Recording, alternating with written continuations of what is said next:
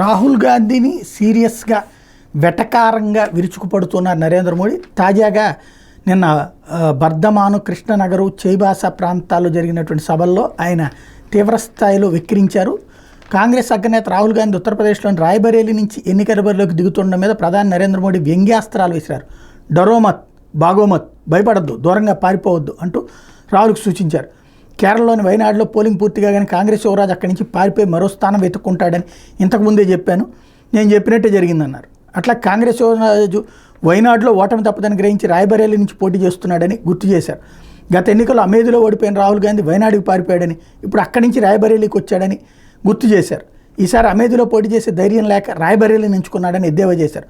భయపడద్దు అంటూ కాంగ్రెస్ నాయకులు తరచుగా ప్రజలకు చెప్తుంటారని, తాను అదే మాట ఇప్పుడు వాళ్ళకి చెప్తున్నానన్నారు. ఎక్కడైనా భయపడటం, దూరంగా పారిపోవడం ఆపేయాలని రాహుల్ గాంధీకి హితవు చెప్పారు.